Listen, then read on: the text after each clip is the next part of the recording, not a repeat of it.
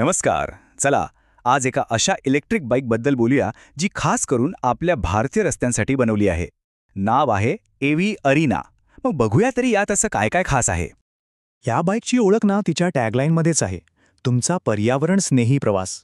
म्हणजेच सरळ सरळ सांगायचं तर ही बाईक पर्यावरणाची काळजी घेत प्रवासाचा एक भारी पर्याय म्हणून समोर येते. पण मग प्रश्न येतो की आजच्या काळातल्या रोजच्या प्रवासासाठी या बाईकमध्ये नक्की काय काय फीचर्स आहेत. चला एक एक करून बघूया.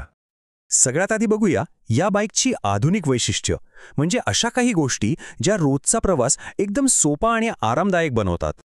यात बघा काय काय आहे. कीलेस स्टार्ट आहे, डिजिटल डिस्प्ले, मोबाईल चार्जिंगसाठी USB पोर्ट, पार्किंग मोड आणि हो, क्रूज कंट्रोल सुद्धा. या सगळ्या गोष्टी मुद्दाम अशा डिझाईन केल्या आहेत की रोजची धावपळ सोपी व्हावी. आता कीलेस स्टार्ट म्हणजे काय, तर चावी खिशातून काढायचीच गरज नाही. फक्त एक बटन दाबा आणि बाईक सुरू. खरंच लहानशी गोष्ट आहे, पण किती सोयीची नाही का. आणि ह्याचा डिजिटल डिस्प्ले एकदम स्पष्ट आहे.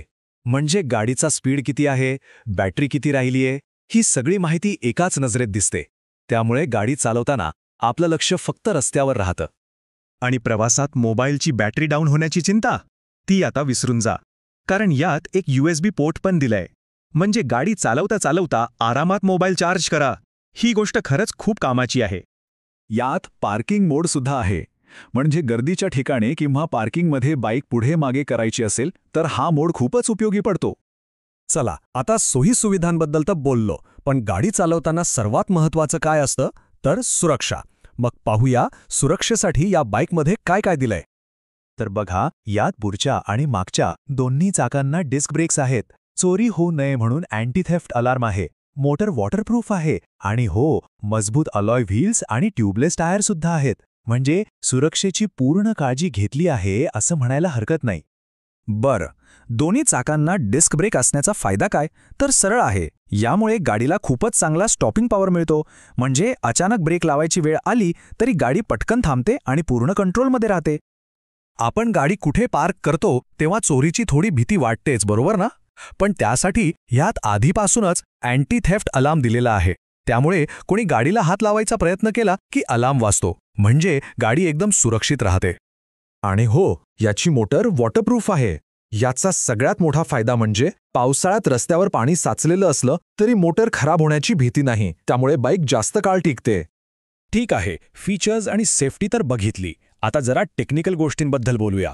म्हणजे या बाईकला ताकद कुठून मिळते आणि ती नक्की किती पॉवरफुल आहे.